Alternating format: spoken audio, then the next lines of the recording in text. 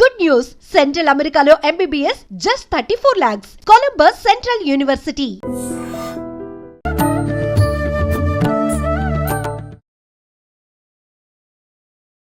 నమస్కారం, welcome to I dream. ధర్మ మార్గం విత్ విజిత కార్యక్రమానికి స్వాగతం. ప్రస్తుతం మనతో పాటు ఉన్నారు ప్రముఖులు శివరుద్ర సాధువు గారు. ఇప్పుడు వారితో మాట్లాడి శ్రావణ మాసం యొక్క విశిష్టత గురించి అడిగి తెలుసుకుందాం. నమస్కారం అండి. నమస్కారం అమ్మ. మనకి మరికొద్ది రోజుల్లో శ్రావణ మాసం ప్రారంభం అవబోతోంది. అయితే ముఖ్యంగా మనకి చాతుర్మాస దీక్షలు ప్రారంభమైనాక వచ్చే ఈ 4 మాసాలు కూడా ఎక్కువగా శుభకార్యాలు జరుగుతుంటాయి. ఆధ్యాత్మికంగా కూడా మనం ఎక్కువగా ముందుకు వెళ్తూ ఉంటాము. అందులో మొదటగా శ్రావణ మాసం నుంచి ప్రారంభం అవుతూ ఉంటుంది. అయితే ఈ శ్రావణ మాసంలో మనం ఎందుకు ఇంత దేవత ఆరాధనకు మనం ప్రాచుర్యం పొందింది, ఎందుకు మనం ఇంతగా పూజలు చేస్తూ ఉన్నాము, శ్రావణ మాస విశిష్టత ఏంటో వివరించండి. అంటే ధర్మ సందేహాలని చెప్పవచ్చు ఒక విధంగా. ప్రతి మాసంలో ఒక భగవంతుడి ప్రత్యేకత ఉంటుందమ్మా. అంటే యుగ యుగంలో ఇది మనం ఉన్నది 28వ కలియుగం, గతంలో చెప్పినట్టు. ఒక్కొక్క యుగానికి ఒక యుగ పురుషుడు అవతరించి యుగాన్ని మార్చాడు అనేది వింటూ ఉంటాం. కాబట్టి అంతరార్థం తెలుసుకోవాల్సింది ఏంటంటే అమ్మ, ఇక్కడ ఎప్పుడైతే మాసం మొదలవుతుందో ఈ మాసానికి ఒక యుగ పురుషుడు ప్రయాణం చేస్తాడు. ఇప్పుడు ఈ యుగంలో ఎవరు ప్రయాణం చేశారు స్వామి అంటే, ఈ యుగంలో యావత్ భారతదేశానికి చెప్పాల్సిన విషయం ఏంటంటే, మనకు స్వతంత్రం వచ్చింది ఈ మాసంలోనే. గమనించండి, ఎందుకంటే ఆగస్టు మంత్లోనే కదా మనకు వచ్చింది. 15th ఆగస్ట్ చేస్తాం కదా.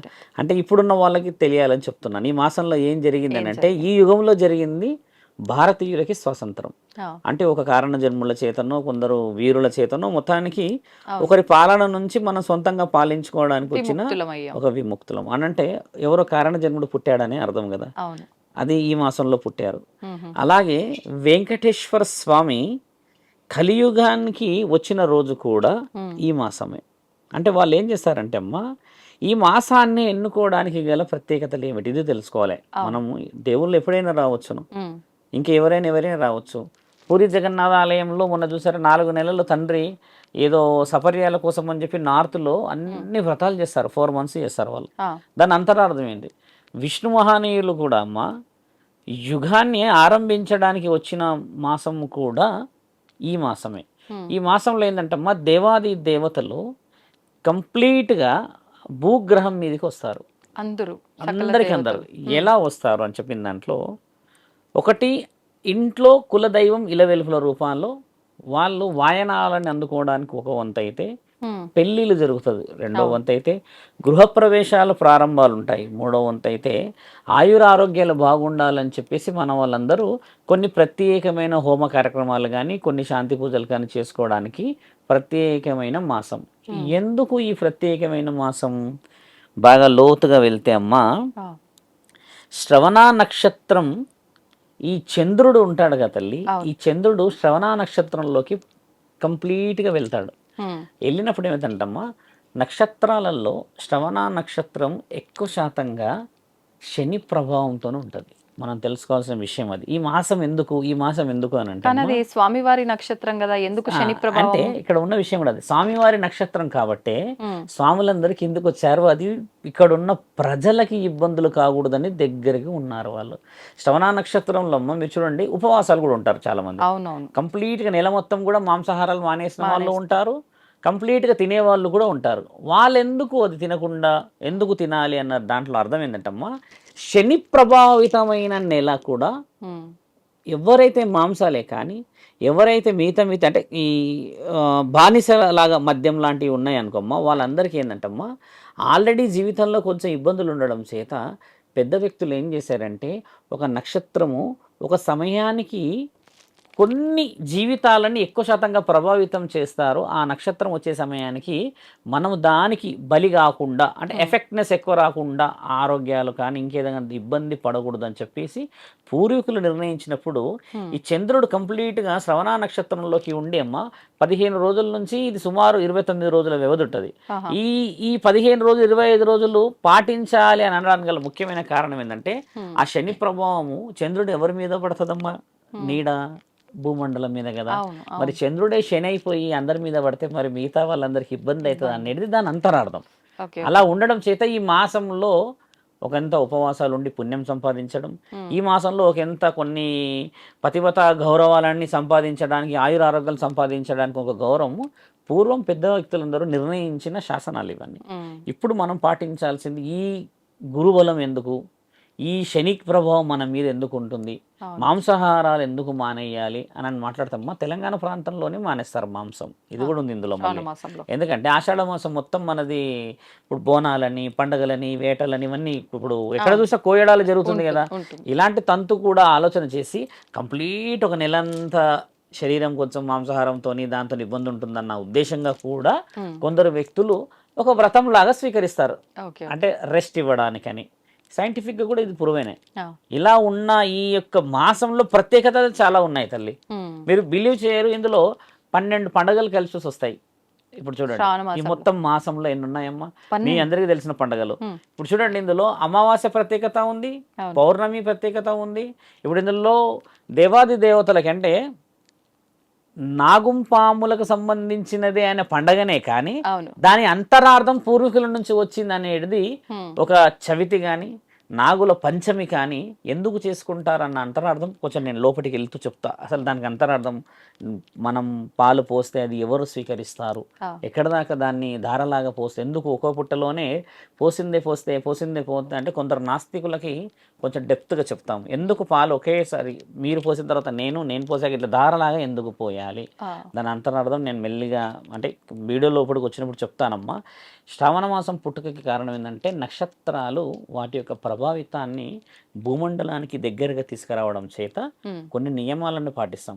ఇది మాసం ప్రత్యేకత మాత్రమే.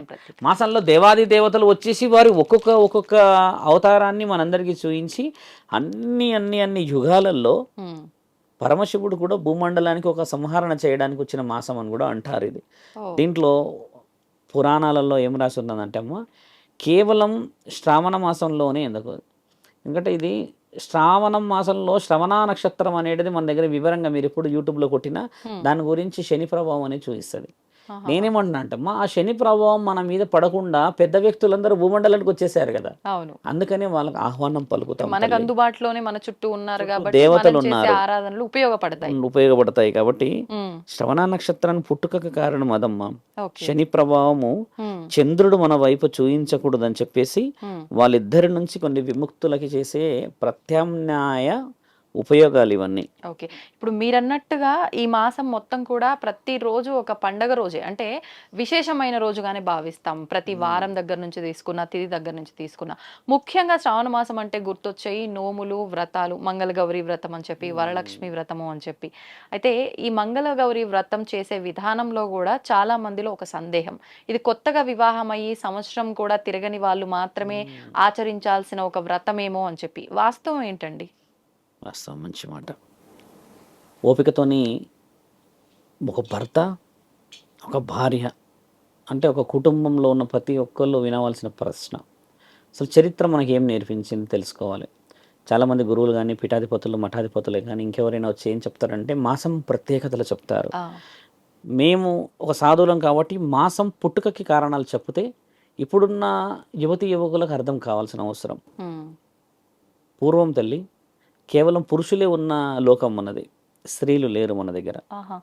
పురుషులే ఉండడం చేత బాగా గమనించాల్సిన విషయం, పురుషులు ఉండడం చేత అభివృద్ధి అంటే ఒక స్త్రీ పురుషుల కలయికతోను వచ్చే వంశాభివృద్ధే కానీ జనాభివృద్ధే కానీ ఎక్కడ కలగకపోవడం చూసి బ్రహ్మదేవుడు సంధ్య అనే ఒక ఉత్తమురాలు, చాలా అందగతిని, ముట్టుకుంటే కూడా కందిపోయే ఒక మహానీయురాలని సృష్టించి ఉంచుతాడు ఆయన. సంధ్య ఆవిడ పేరు సంధ్య.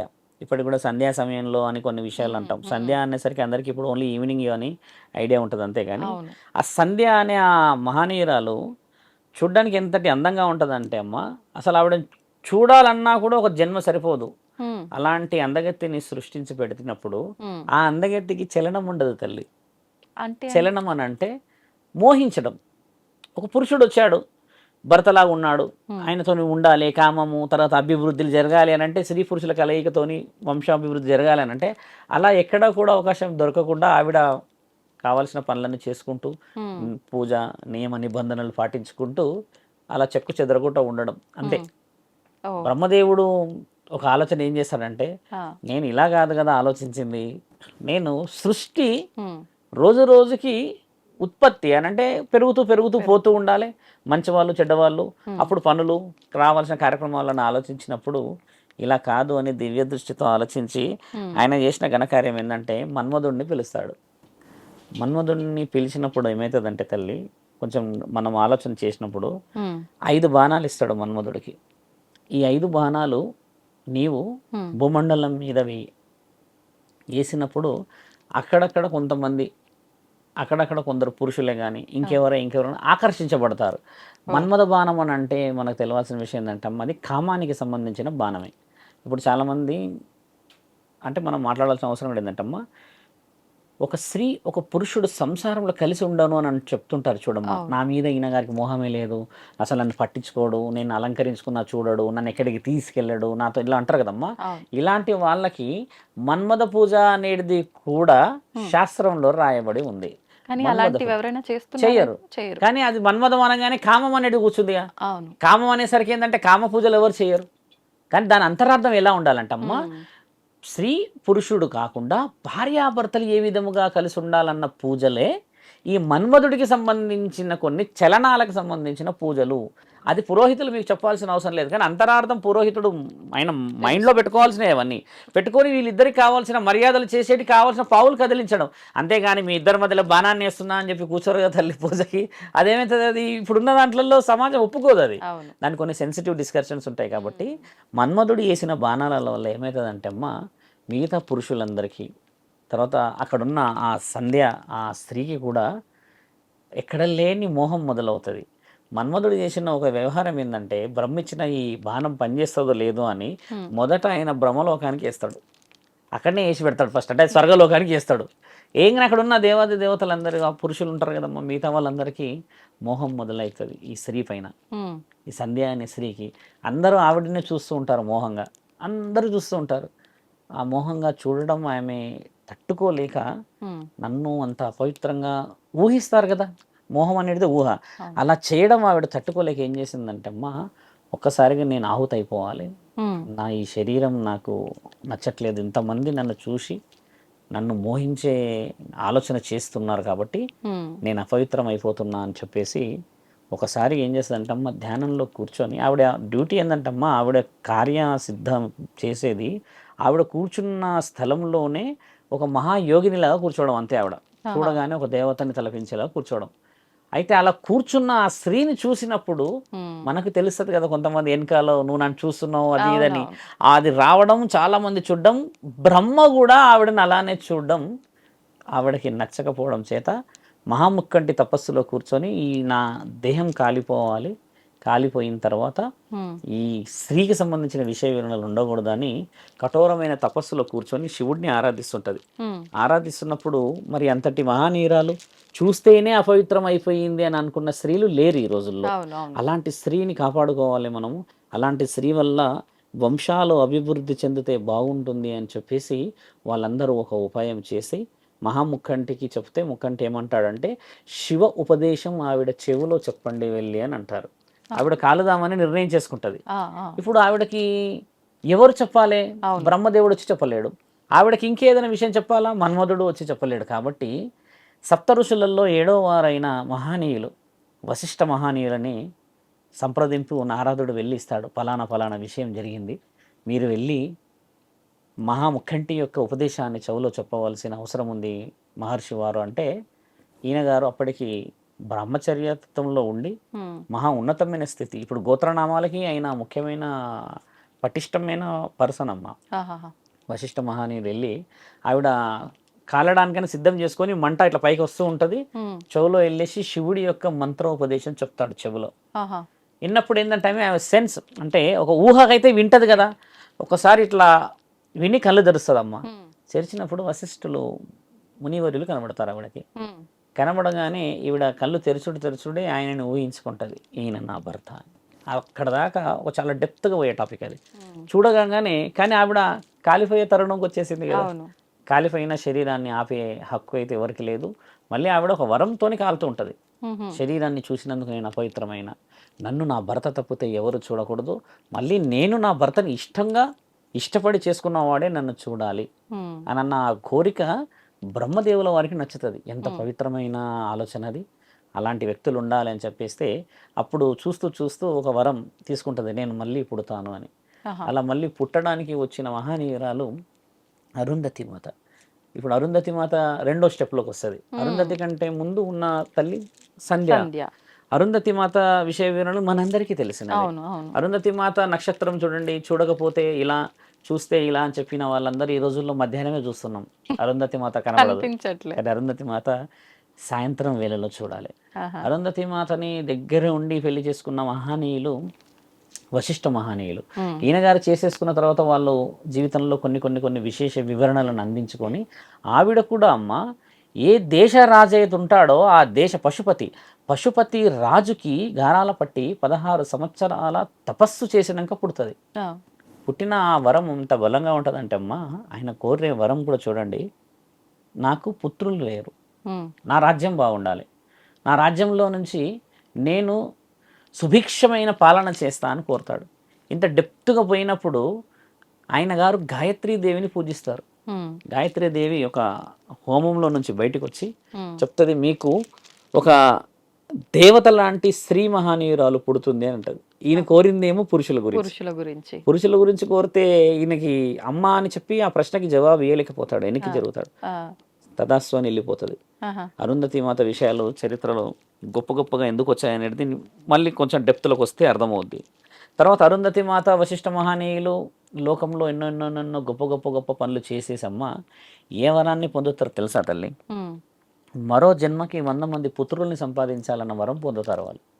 మరో జన్మకి 100 మంది పుత్రులు కావాలి అన్న వరం పొందినప్పుడు 100 మంది పుత్రులని మరి ఒక స్త్రీ ఏ విధంగా సంపాదించగలుగుతుంది అని అన్న ఆ తరుణంలో అమ్మ ఆవిడ ఏం చేస్తుందంటే అమ్మ, ఇప్పుడు మనం తెలుసుకోవాల్సిన మీ ప్రశ్న, వ్రతాలు హోమాలు అన్న ముఖ్య స్త్రీ సతీ సావిత్రి. అరుంధతి మాత ఏం చేస్తుందంటే అమ్మ, మళ్ళీ సతీ సావిత్రి లాగా పుడుతుంది.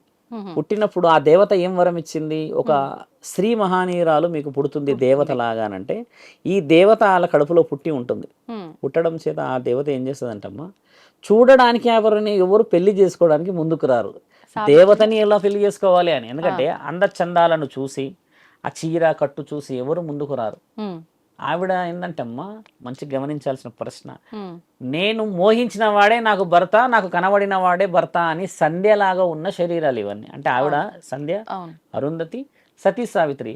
ఈవిడ వశిష్ఠ మహాముని వర్యులని తప్పితే మిగతా ఎవరిని కూడా జీవితంలో ఊహించుకోలేదు. అంటే ఆత్మ ఒకటే, శరీరాలు మారింది, ఆవిడ తత్వాలు మారిన అన్న విషయం చాలా ముఖ్యమైనది ఇక్కడ.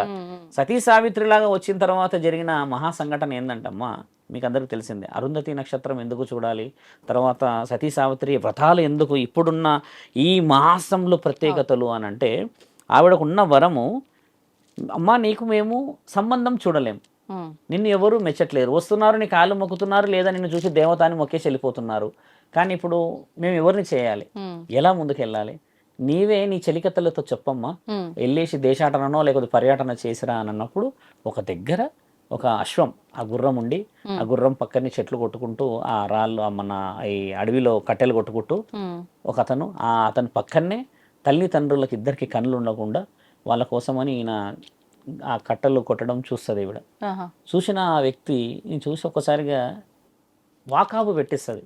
వాకాబు అంటే ఎంక్వైరీ పెడతాగా, ఎవరైనా ఏంది అని అంటే, ఆయన ఒకప్పుడు బాగా రాజ్యాన్ని చూసిన రాజు, ఆ రాజ్యం అంతా కూలిపోయి ఫలానా వ్యక్తులు నమ్మక ద్రోహం చేయడం చేత ఈయన గారు ఈరోజు దీనమైన స్థితిలో తినడానికి లేని పరిస్థితుల్లో ఉన్నారు అని చెప్పినప్పుడు నారద మహామునియులు వచ్చి ఈయన తండ్రికి చెప్తారు. సతీ సావిత్రి అమ్మ తండ్రికి పశుపతికి చెప్తారు. ఆయన ఏమంటాడంటే, అమ్మ అలాంటి వాడిని ఎలా పెళ్లి చేసుకుంటుంది, ఈవిడ రాజ్యాధికారి, రాజ్యంలో ఒక మంచి ఉన్నతమైన స్థితిలో అనుభవిస్తుందని అంటే అలా ఉన్న పెళ్లి చేసుకోవచ్చు, కానీ ఆయన గారికి మరణగండం 365వ రోజు ఉంది, ఏ రోజైతే తాళి కడతారో ఆ రోజు నుంచి అని అంటారు. పెళ్ళి అయినారు కరెక్ట్గా 1 year. సంవత్సరం ముందే అనగానే ఆయన కళ్ళు తెరిచి అలా అమ్మాయిని అడుగుతాడు, బిడ్డని, ఏం సంగతి, ఎట్లా ఉంటుంది అంటే, నాకు నచ్చిన వాడిని చేసుకోమన్నావు కాబట్టి నేను ఆయనని చేసుకుంటాను, ఆయనే నాకు ఇవ్వాలి అని అంటే తండ్రి ఏమంటాడు, అలా చేయడం కష్టం కదా. అవును. తెలిసి రేపటి రోజు తెలిసి. పరిస్థితి నీదమ్మా, నువ్వు మంచి జీవితం ఉన్నది, కోల్పోతావని అన్నా కూడా వినదు. ఆ! వినకుండా అమ్మ ఈవిడ మనస్సాక్షిలో 2 జీవితాలు గెలిచిన వ్యక్తి. ఈ మూడో వ్యక్తి సత్యవంతుడు సతీ సావిత్రి అమ్మని చూసినప్పుడు వీళ్ళిద్దరికీ ఒక పెళ్ళి తంతు అంతా చేసిన తర్వాత హ్మ్. కష్టాలు పరమశివుడు ఎక్కడ పెట్టాడు ఆ! గమనించాల్సిన విషయం ఏంటంటమ్మా, ఈవిడ కోరిన వరం ఏమిటి, అక్కడ మొదట సంధ్య అన్న ఒక అమ్మలాగా ఉన్నప్పుడు, హ్మ్. హ్మ్. మహాపతివతలాగా ఉన్నప్పుడు ఆవిడ కోరిన ఒకే ఒక మాట ఏంటంటే, నేను ఇష్టపడిన వాడు నాకు భర్త నాకు కావాలి. రావాలి, నన్ను చూసి మోయించిన వాడు కావాలి, దానివల్ల హ్మ్. భవిష్యత్తు తరాలకి మేమిద్దరం ఆదర్శం కావాలి అన్న కోరికని హ్మ్. పరమశివుడిని ఆ మంత్రం విన్నది కదమ్మా. అవును. విన్నప్పుడు ఉపదేశం. తండ్రి తదాస్తు అని అంటాడు అనమాట ఆవిడని.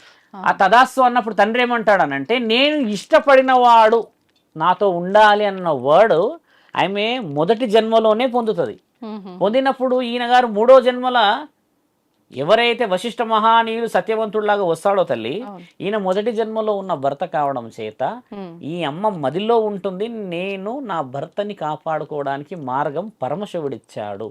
ఈ విషయం అంతా సృష్టికి విధాతకి ఈ మహానీయురాలకు మాత్రమే తెలుసుంటుంది తల్లి. మిగతా ఎవరికి విషయాలు తెలియక హ్మ్. పెళ్ళైన తర్వాత వాళ్ళిద్దరూ చాలా చాలా చాలా పరమశివుడు ఎలాంటి కష్టాలు పెడతాడంటే అమ్మ, తినడానికి కూడా పరిస్థితులు ఉండవు. ఆ! వచ్చిన ఒక బట్టలు ఈయన ఇద్దరు కలిసి వచ్చిన దుస్తుల మీదనే ఉండి తీవ్రమైన పరిస్థితి అనుభవిస్తూ అనుభవిస్తూ ఇస్తూ కొన్ని రోజులకి ఒక దుస్తువు పాడైతే ఇద్దరు కలిసి ఒక దుస్తువునే, హ్మ్. ఈ శరీరం నుంచి ఆ శరీరం, ఆ శరీరం నుంచి ఈ శరీరం అంతే. ఇప్పుడు ఈ భర్త ఆ దుస్తులు వేసుకుంటే భార్య ఇంట్లోనే ఉండాలి, ఇంట్లో భార్య ఉంటే భర్త బయట ఉండాలి.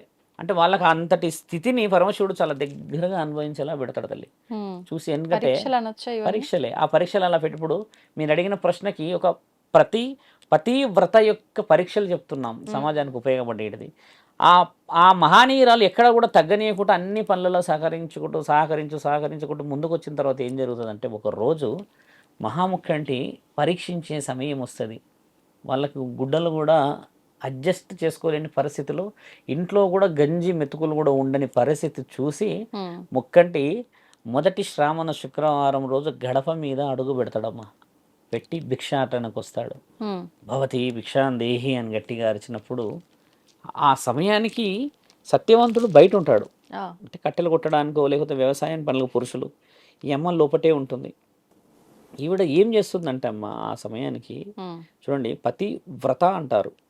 ఈవిడ ముగ్గులు, అలంకరణలు, ఇంట్లో వివిధమైన రకాలైన గౌరికి సంబంధించిన మంగళకరమైన నిర్ణయాలు చేస్తుంటుంది. అలంకరణ చాలా బాగా చేస్తుంది. పొయ్యి హ్మ్. అప్పట్లో మట్టి పొయ్యి కదమ్మా. అవును. పొయ్యి నుంచి ముగ్గులేసి, గడప నుంచి ముగ్గులేసి అలా వస్తూ వస్తూ వస్తూ ఉన్న ఆ సమయంలో ఈయన గారు వచ్చి అక్కడ నించోగానే హుటాహుటిన బయటికి రాలేకపోతుంది. హుటాహుటిన బయటికి రావాలి కదా. ఇప్పుడు ఒక వ్యక్తి వచ్చాడు అని అంటే కనిపెట్టే పరిస్థితుల్లోనే ఉండవచ్చును. ఉండొచ్చు. బయటికి రాలేని పరిస్థితులు ఉండడం చేత ఆయన గారిని కొన్ని మాటలతో మైమరిపించి, మీరు ఇలా ఉండండి, మీరు కారణంతో వచ్చారని మాకు అర్థమైంది, హ్మ్. మీలాంటి వాళ్ళ అంటే వచ్చింది ఆశీర్వాదం. పరమశివుడే అని ఆమెకు తెలుసా? వచ్చింది పరమశివుడు అని కాదు, సాధు వచ్చిండని సాధువు అంటే వచ్చిండని. సాధు వెనకాల పరమశివుడే అని అర్థం. హ్మ్. సాధువుల గౌరవం అది కదమ్మా. ఒకసారి భిక్ష కూడా పెట్టాలి ఇంటికి అని సాధువులు ఎందుకు అంటారంటే దాని అర్థం హ్మ్. పరమశివుడు నెక్స్ట్ అంటే దేవాది దేవతలు వీళ్ళ వెనకాల ఉంటారు.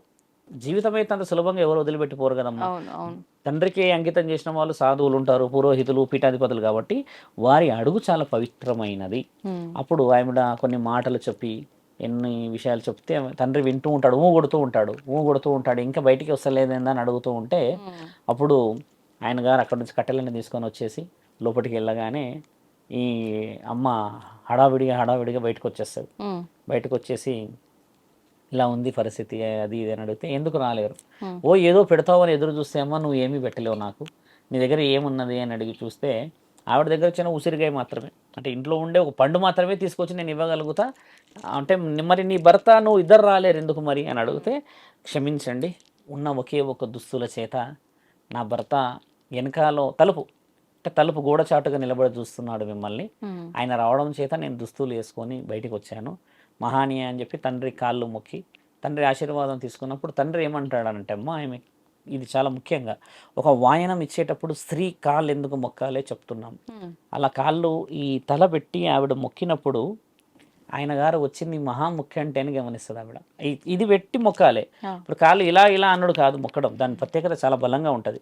అలా చూసినప్పుడు తండ్రి ఏమంటాడంటే అమ్మ ఇక చేతి పెట్టినప్పుడు దీర్ఘ సుమంగళి భవ అని అంటాడు. ఒక మాట ఆవిడకున్న వరం ఏంది, కేవలం సంవత్సరంలో చనిపోతాడు. అంతవరకు పోగానే ఈవిడ దీర్ఘ సుమంగళి భవ అని ఆశీర్వదించాడు అని అంటే నా భర్త బతుకుతాడు అంటే దీంట్లో అర్థం ఉన్నది అని చెప్పేసేసి ఆవిడ ఏం చేస్తుందంటే అమ్మ అక్కడ తండ్రి ఆ మాట ఇచ్చేసి ఖచ్చితంగా జీవితాన్ని గెలిచి తీరుతారు మీరు అని చెప్పేసి తండ్రి అక్కడ నుంచి మాయమే వెళ్ళిపోతాడు. వెళ్ళిపోయి వచ్చిన మహా అడుగు పెట్టిన రోజు శ్రావణంలో మొదటి రోజు అంటారు. మొదటి శుక్రవారం రోజు ఎంత ప్రత్యేకంగా చేస్తారు చూడండి. తర్వాత మధ్యలో కూడా చేస్తారు వాళ్ళ వాళ్ళ స్థాయిని బట్టి. అలా ప్రత్యేకంగా శుక్రవారమే రావడం చేత అర్ధనారీశ్వరి తత్వానికి సౌభాగ్యవతికి ఉన్న విలువ పరమశివుడు నిండుగా ఇవ్వడం చేత ఆ మాంగళ్యానికి సంబంధించిన బరువుని పాటించడం ఆ రోజు నుంచి మొదలు పెట్టారు మన దగ్గర. తర్వాత యముడు వస్తాడు ఒక సమయం అయిన తర్వాత. యముడు బలంగా దిగేసేసి, ఎందుకంటే వరం తండ్రి అయితే ఇచ్చాడు కానీ యముడికైతే తెలియదు కదా ఈ తంత.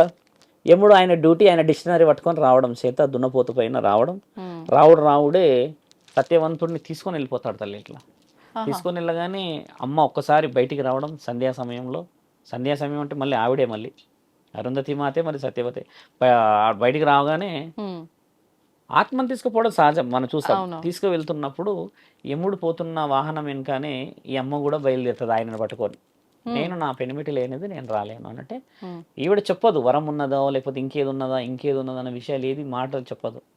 ఆవిడ ఏమంటదంటే అమ్మ నీవెంత చక్కగా ఉన్నావు తల్లి, ఎంత బంగారం వల్లే ఉన్నావు నువ్వు అని చెప్తే, లేదు నాకు ఈయనతోనే జీవితం ఉన్నది, లేదు మీరు మిగతా విషయాల్లో చాలా జీవితంగా ముందుకు పోవాలంటే లేదు మాకు వరం ఉన్నది అని అడుగుతారు.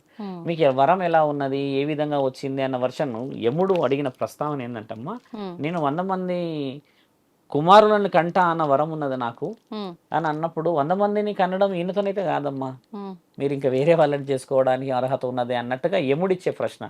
లేదు మాకు వరం ఉన్నది అది ఉన్నట్టే మీరు తదాస్తు అనండి అంటే ఆ 100 మందిని నువ్వు కంటావు అని అంటాడు కానీ ఈయనతో కంటావు అని అన్నాడు ఆయన. 100 మందిని కంటావు అంటే నాకు వరం ఇవ్వండి, మీరు వరాలు ఇవ్వాలి కదా, నా పెనిమిటిని వదలాలంటే మీరు నాకు వరం ఇవ్వాలి. పెనిమిటి కూడా వస్తుంటుంది పట్టుకొని అలా గాలిలోనే.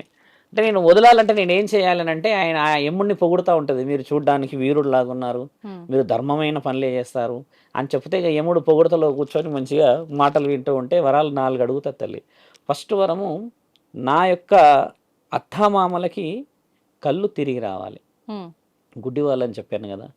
మా అమ్మా నాన్నలకి 100 మంది పుత్రులు జన్మించాలి, 100 మంది వాళ్ళ అమ్మా నాన్నలకి. తర్వాత మా రాజ్యం మాకు తిరిగి రావాలి. బాగా గమనించాల్సిన ప్రశ్న, రాజ్యం కోల్పోతాడు కదా సత్యవంతుడు. ఈ 3 ప్రశ్నలు. 4వ ప్రశ్న నాకు 100 మంది పుత్రులు కావాలి. ఇవన్నీ ప్రశ్నలకి మీరు తదాస్తు అనాలంటే ఆయన తదాస్తు అంటాడు. అన్న తర్వాత ఒక సమయం, ఒక నిర్దిష్టమైన సమయం వచ్చిన తర్వాత అమ్మ ఆమె ఆ వరం వదిలిపెట్టిన తర్వాత ఒక పొలిమేర కనబడుతుంది. పొలిమేర కనబడగానే శివుడు ఒక్కసారి గట్టిగా ఆజ్ఞ యమా అని అంటాడుగా తండ్రిది కంఠం చాలా బలంగా. ఒకసారి యమా అని అనగానే తండ్రికి అర్థమైపోతుంది ఏదో జరిగింది ఇక్కడ అన్నప్పుడు తండ్రి ఇచ్చే ఉపదేశం ఏంటంటే దీర్ఘ సుమంగళి అని ఆశీర్వదించిన పతివ్రతని మనం ఖచ్చితంగా ముందు భవిష్యత్తుకు చూపించాల్సిన అవసరం ఉన్నది. కారణం చేత సంధ్యగా ఉన్నప్పుడు నేను ఇచ్చిన వరాల చేత ఆవిడే మోహించి ఆవిడే ఇష్టపడ్డ ఒక పురుషుడిని జన్మలకి ఎన్ని కష్టాలు సంవత్సరం లోపే చనిపోతాడని తెలిసినా కూడా దైవాధనానికి ఉన్న బలము చేత ఆవిడని నేను దీర్ఘంగా సుమంగళిలుగా ఉండాలని ఆశీర్వదించాము మేము అని అన్నప్పుడు తండ్రి ఆశీర్వాదం వచ్చేసిన తర్వాత ఇంకా ఒకసారి శరీరంలోకి మళ్ళీ వెళ్ళిపోతాడు ఈయన. అయినా అట్లా ఒక్కొక్క జన్మలో ఉన్న వరాలు ఇంకో జన్మలో వర్తిస్తాయా? అలా ఉండదు. బాగా గమనించాల్సిన ప్రశ్న అమ్మ. ఒక జన్మలో కోరుకున్న ప్రశ్నలు ధర్మమైనయా అధర్మమైనయా? ఆవిడేం కోరింది? నా శరీరాన్ని నా భర్త తప్పితే ఎవరు చూడకూడదని కోరింది కదా. అంటే పతివత అనే అర్థం కదా. మీరు అన్నట్టుగా మరి కొంచెం వైల్డ్గా మాట్లాడితేమ్మా ఈ జన్మలో ఉన్న వాళ్ళు వేరే జన్మలో వద్దు అని మొత్తుకుంటున్న వాళ్ళు చాలామంది ఉన్నారు, సగం మంది ఉన్నారు. మొన్న ఒక స్త్రీ, ఆ అమ్మాయి ఎవరో తెలియదు కానీ ఏమంటుంది విన్నారా, పెళ్ళిళ్ళు వద్దు మీరు సెల్ఫ్గా ఎంజాయ్ చేయండి ఆడవాళ్ళు మగవాళ్ళతో, మగవాళ్ళు ఆడవాళ్ళతో అని అంటుంది ఒక స్త్రీ. చూసారా, అది వీడియో కూడా వచ్చింది. నాకు తెలిసి మీ ఐడ్రీమ్ వాళ్ళే పట్టుకున్నారు కెమెరా. ఎవరు అంటుంది, ఆ స్త్రీ అంటుంది ఒకరు. అంటే చూడండి, అంటే ఇక్కడ మరి మీరన్న ఈ వర్డ్ పనిచేస్తుందా? ఆత్మకి ఆయన ఇచ్చారు. ఎక్కడిచ్చాడు వరము? శివుడు. ఇది మంచి ప్రశ్న అడిగావు తల్లి, నువ్వు తెలివిగా అడిగావు అనుకోవచ్చు. ఆవిడ కాలిపోతూ అడిగింది. సంధ్య అమ్మ కాలుతో అడిగిందంటే మాట ఇచ్చింది ఎవరికి? తండ్రి. శరీరంతో పాటు ఆత్మకే, కాబట్టి ఈ ఆత్మ పవిత్రమైనదే కదా. అందుకని చెప్పేసి ఆవిడ ఒక్కొక్క జన్మలా ఒక్కొక్క రుజువు చేసింది. ఈ ఎవరైతే సత్యవంతుడి గురించి చెప్పినామమ్మా, ఈ విషయం జరిగింది ఏ యుగంలో తెలుసమ్మా? మహాభారతంలో జరిగింది. మహాభారతం జరిగినప్పుడు శ్రీకృష్ణుడు కూడా ఉన్నారు కదా. ఆ సమయంలో ఇక్కడ ఒక స్త్రీకి అమర్యాద జరుగుతూ ఉన్నది. స్త్రీలని తక్కువ చేస్తూ ఉన్నారు. స్త్రీల యొక్క గౌరవాలను నిర్ణయించాలి అని చెప్పేసి ఆవిడ ఒక్కొక్క జన్మకి మళ్ళీ మళ్ళీ పుట్టి సమాజానికి మన దగ్గర పాటించడం, నేను ఓపెన్గా చెప్తున్నా, సతీ సావిత్రి వ్రతాలు మన దగ్గర ఎక్కువ శాతంగా చెయ్యరు. నార్త్లో పోయి చూడండి, ఒక్కొక్కరు ఇంట్లో భార్యడ పూజలు చేస్తారు కూర్చొని. శ్రావణ మాసంలోనే చాలా స్పెసిఫైడ్గా చేస్తారు నార్త్లో. ఎందుకు చేస్తారు అని అంటే, మన దగ్గర కొంచెం తగ్గింది పూజల విషయాలు, వివరణలు. ఇప్పుడు వాయనం అనేది ఎవరికి ఇవ్వాలమ్మా? తెలివిగా పోవాలి. సుమంగళి స్త్రీలకే కదా. మనసు పెట్టి మళ్ళీ అడగండి, వాయనం ఎవరికి ఇవ్వాలమ్మా? ఇప్పుడు సుమంగళి స్త్రీలు కదా. సుమంగళి అని ఆశీర్వదించి మళ్ళీ నేను సుమంగళిలా ఉండు అని చెప్పిన స్త్రీలకే ఇవ్వాలా? లేకపోతే ఊరికే నువ్వు ఇస్తే వాయనం వచ్చి నీతో కాళ్ళకి పసుపు పెట్టించేసుకొని బొట్టు పెట్టించేసేసుకొని కొంగు చాచుల్లో తీసుకుపోయే వాళ్ళకి ఇవ్వాలా? వాయనం ఎవరికి ఇవ్వాలి తెలుసా తల్లి? నిజముగా ఒక సౌభాగ్యవతి నిజముగా ఇంకొక సౌభాగ్యవతిని మనస్ఫూర్తిగా ఆశీర్వదిస్తుందన్న ఆ స్త్రీకే ఆ సౌభాగ్యానికి బలం. పరపతితో కాదు ఇదంతా. సంవత్సరంతో చనిపోతున్న మహానీయుని గెలిచిన దేవాది దేవతలు ఇప్పటికీ వారి కోసమే పాటిస్తున్న వ్రతాలు ఈ మాసంలోనే జరిగింది. కాబట్టి ఈ మాసంలో దేవాది దేవతలు ఇంటింట సంచరిస్తారు. కాబట్టి మీకు ఎంతరాధన నేను చెప్పాల్సిన అవసరం లేదమ్మా. కానీ చరిత్ర మనకు తెలియకపోతే ఈ వాయనానికి విలువ లేదు. మేము ఓపెన్గా చెప్తున్నాం తల్లి. నేను ప్రత్యక్షంగా అనుభవించిన ఒక భక్తురాలి చిన్న విషయమే. హైదరాబాద్ వాసులే. భర్తకి ఆరోగ్య పరిస్థితి బాగలేని సమక్షంలో ఆవిడ ఏం చేసిందంటే, ఏ స్త్రీ అయినా పెళ్ళైన 3 నెలలకే గర్భవతి అయింది. ఈ బిడ్డ 8వ నెల ఉన్నప్పుడు అలా ఆయన కంప్లీట్ కొలాప్స్ అయిపోయాడమ్మా. కొలాప్స్ అని అంటే ఎలా అంటే, మనిషి మెల్లగా మెల్లగా మెల్లగా మెల్లగా మెల్లగా మెల్లగా ఆరోగ్య పరిస్థితి క్షీణించి మంచానికి కంప్లీట్ అర్హత. ఎంతమంది చెప్పారంట తెలుసా అమ్మా, ఆయన ఇంకొక 2-3 months 4 months 5 months 2-3 months 4 months ఇదే కంప్లీట్గా ఉంటే ఈవిడ ఏం చేసిందంట, ఒకరోజు ఉంటారు ఊర్లో పెద్ద మనుషులు వాళ్ళు, ఇట్లా కాదమ్మా, దానికి ఏదో ఒక అంతరార్థం ఉంటుంది, ఎవరినో కలువు చేయి, ఇక్కడ అక్కడ అంటే ఇక్కడ కాదు అక్కడ కాదు. ఆవిడ కాశీకి పోయిందంట. కాశీకి ఇట్లా కనుక్కొని పోయి కాశీలో ఒక గురువు చెప్పిరట, అమ్మ 11 మంది దగ్గర, అంటే 11 ఆడవాళ్ళ దగ్గర కాళ్ళకి పసుపు రాసుకొని, పట్టు వస్త్రాలు, నెత్తిలో పువ్వులు పెట్టుకొని ఎవరైతే మాంగళ్యాన్ని అంటే ఈ వాయనాన్ని ఇస్తారో శ్రావణంలో 5 అంటే 5 వారాలు ఉంటాయి కదా, 5 వారాలు 11 కడపలకి నీ కొంగు చాచి భిక్షాటనకి వెళ్ళు అన్నాడు. అంటే ఇలా అంటే కొంగు చాచి భిక్షాటన అంటే చేస్తారా స్వామి, మరి వాళ్ళు పవిత్రంగా చేసుకుంటారు కదా పండగ అంటే, లేదు ఈ యొక్క మహానీయమైన ఒక ఆలోచన మన పురాణాలలో రాసి ఉంది. ఒక స్త్రీ ఏమి చేయగలుగుతుందో. ఆవిడ ఏం చేసింది, ఆహాన్ని చంపుకొని, తర్వాత బాధను చంపుకొని, ఉన్న ప్రాంతంలో పోయి అడుగుదామంటే ఎవరు కూడా ఇస్తారే కానీ ఎన్ని వెనుక మాటలు ఉంటాయి, ఎన్ని ముందు మాటలు ఉంటాయి. అలా ఒక్కొక్క వారం ఒక్కొక్క ప్రాంతానికి పోయి భిక్షాటన చేసి వచ్చిన తర్వాత 90 రోజులకు వాళ్ళ భర్త 90 రోజులకి, నేను మాట వినాలి, 3 నెలలకి వాళ్ళ భర్త బెడ్ రిడన్ ఉన్న మనిషి పైకి లేచి కూర్చొని పని హెవీగా చేయట్లేడు, కానీ తినేసి ఈవిడతో చేదోడు వాదోడుగా రావడానికి, మార్కెట్కి అటు పోవడానికి ఇటు పోవడానికి చేయడానికి సహకరిస్తున్నాడు. ఇద్దరు కలిసి ఇంట్లోనే స్టేషనరీ పెట్టుకున్నారు. ఇప్పుడు అది ఎంత గొప్ప మాట అయితే, ఆ స్త్రీ నా చెవులో చెప్పిందమ్మా మాట వచ్చి, స్వామి అసలు అంత ఉంటుందా? నా కామెంట్ కూడా పెట్టింది. ఆ కామెంట్ మరి ఎందులో పెట్టింది తెలియదు, ఇట్లా పెట్టింది. మీకు గుర్తుందా స్వామి, నేను ఒక 3-3.5 సంవత్సరాల క్రితం మిమ్మల్ని పలానా సికింద్రాబాద్లో కలిసిన అని చెప్పి. ఎంత బలం ఉంటే ఒక సాధువు మాట చెప్తే ఈ తల్లి పాటిస్తే దేవాది దేవతల వరం ఎందుకు వస్తుంది అని అంటే, అమ్మ నీవు గౌరీమాతను పూజిస్తావు, నేను దుర్గామాతను పూజిస్తా, ఇప్పుడు అక్కడ ఉన్నాడు ఆ స్వామి వెంకటేశ్వర స్వామిని పూజిస్తాడు. కాబట్టి నీ ఈ భిక్షల వేరే వాళ్ళ దేవతల బలం పడాలి. పడినప్పుడు నీ కులదైవం కూడా, నీ ఇలవెల్పు కూడా బరువులోకి వస్తాడు. అదే కదమ్మా ఒక పతి వ్రత లక్షణాలు అంటారు. అది ఆ. ప్రతివ్రత లక్షణాలు కాదు. పతి అంటే ఎవరు? భర్త. లక్షణాలని లక్షణీయంగా చేయగలిగిన స్త్రీయే కొంగుచాపి చాచగలదా తల్లి? ఒక మాట ఆలోచించు. పోగలదా ఒక స్త్రీ? ఏ స్త్రీ పోదు కొంగచాచి. కానీ నేను ఇప్పుడు చెప్తున్న మాట, ఒక సాధువునైనా నేను తండ్రి ముక్కంటి మీద ఆన, ఏ స్త్రీ అయితే 10 రకాలుగా ఇంటికి వెళ్ళేసి వాయినం స్వీకరిస్తుందో వాళ్ళ ఇంట్లో ఖచ్చితంగా ఆరోగ్యానికి సంబంధించి మరణ గండాలకు సంబంధించిన ఆ గడియ తప్పిపోతుందమ్మా. ఈ శ్రావణ మాసానికి ఉన్న ప్రత్యేకత అది. నువ్వు వాయనము పిలిచేసి ఇచ్చేసిన దాంట్లో పార్షాలిటీ చూపించడం కాదు. అసలు వాయనానికి అంతరార్థం వివరిస్తారు తెలుసా అమ్మా? ఏ భర్త ఆరోగ్యం బాగుండదో, ఏ భర్త ఉద్యోగం ఆర్థిక పరిస్థితులు బాగుండవో, ఏ భార్య నేను నా జీవితాన్ని గెలవాలని నిండుగా అనుకుంటారమ్మా, అలాంటి స్త్రీకి దేవాది దేవతలు కిందకు వస్తారు తల్లి. ఇప్పుడు చెప్పండి, ఇంతమంది దేవతలు ఎందుకు కిందకు వచ్చారు? ప్రశ్న అర్థమైంది ఎందుకు వస్తారో వాళ్ళు? అలా లక్షల మంది ఆడబిడ్డలు ఎదురు చూస్తున్నారు, ఏ దేవుడు మా ఇంటికి వస్తాడు, ఏ దేవత మమ్మల్ని బాగుపరుస్తుంది, ఎవరి ఆశీర్వాదం ఎక్కడి నుంచి వస్తుందన్న ఆ శ్రీ మహానీయులకు చెప్తున్నాం ఏంటంటమ్మా, మనకి ఎలాంటి అహమడ్డు రాకుండా పోయే ఒకే ఒక్క పూజ ఈ యొక్క వాయనం. వాయనం కూడా ఇచ్చే పద్ధతి చాలా బలంగా ఉంది తల్లి. వాయనం ఎలా ఇస్తారు చూడండి. పసుపు ఆవిడ పెట్టేసుకుంటుంది అక్కడ, ఈవిడ లోపలికి రాకూడదు ఎందుకంటే అంతా టైల్స్, వైట్ టైల్స్ ఒక్కోసారి మరి పసుపు మాయం అయిపోతాయి. పతివత లక్షణాలు ఏం తెలుసా తల్లి? కేశాలన్నీ వదిలిపెట్టి నిండుగా పువ్వులు పెట్టి ఈవిడ చేతికి నిండు పసుపు, ఇక్కడి వరకు ఎర్రపచ్చ గాజులు వేసుకొని కాళ్ళకి పసుపు పెట్టుకొని వచ్చిన ఆ మహానీయురు మహాలక్ష్మి మా ఇంటికి వచ్చింది అని చెప్పి ఈవిడ వెళ్ళి పెట్టాలి పసుపు. అలా పెట్టి ఆలోచన ఏమని ఆలోచించాలి? ఆవిడ బాగుండాలి, మనము బాగుండాలని ఆలోచించి ఆ అడుగు కదమ్మా ఇంట్లోకి పెడితే వాళ్ళ దేవత కూడా వస్తుంది కదా. ఇప్పుడు ఈమెకి పెడతలేవు నువ్వు మాంగళ్యానికి పసుపు.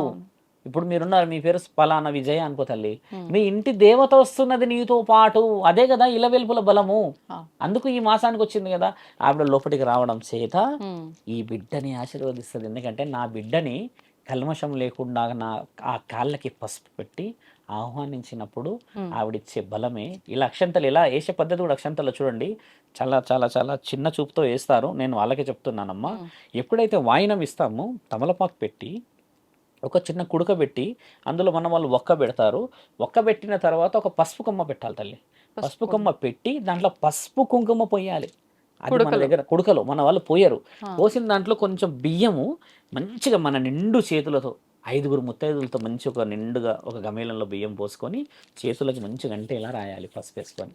కొంచెం నూనె పోస్తే చకచకా మెరుస్తుంది. తీసి ఆ అక్షంతలు కూడా అందులో పెడితే ఏదైతే వాయినం నువ్వు ఇచ్చినప్పుడు ఆ అమ్మ తీసుకుంటుందో తల్లి, కాళ్ళు నిండుగా మొక్కి ఇలా పైకి చూసినప్పుడు అక్షంతలు వేయాలి. తల కిందికి పెట్టగానే అక్షంతలు వేసేస్తున్నారు. అలా కాదు, ఇలా పైకి చూస్తే ఎవరిని చూస్తారో తెలుసా అమ్మ? ఇలా చూసినప్పుడు నీ వంశంలో ఉన్న ఆధిపత్యంలో కూర్చున్న ఆ అంశ దేవత చూస్తుంది. అప్పుడు ఇలా వేసేటప్పుడు దీర్ఘ సుమంగళి భవానో లేకపోతే మనోవాంఛ ఫలసిద్ధరస్తా అని నువ్వే అనుకోవాలి. ఓ పురోహితుడు బ్రాహ్మణుడు వచ్చేసి వేయాల్సింది కాదు ఆ సమయం. ఇది ఆడవాళ్ళు తీసుకోవాలని ఎందుకు పెట్టిరంటే, ఒక మహానీయురాలు అరుంధతి, ఒక మహానీయురాలు సతీ సావిత్రి, ఒక మహానీయురాలు ఎంతెంత మంది వేసేస్తే మనకి ఈ రోజు వచ్చింది సమయం. ధన్యవాదాలండి, మంచి విషయాలు వివరించారు. నమస్తే. నమస్కారం. తవ్వండి, తవ్వుతూనే శివలింగం సరే దాన్ని అట్లా కప్పేసేయండి, చూపించదండి. Krishna is there. మూర్తి పూజ కాదు, సాక్షాత్ బ్రజేంద్ర నందన భగవాన్ ఉన్నారు మూర్తిలో. ఏమీ ఆశించకుండా ఆరాధించే వాళ్ళు కూడా ఉన్నారా ప్రభుజీ? నిజమైన భక్తి అంటే మనకు తెలియదు కాబట్టి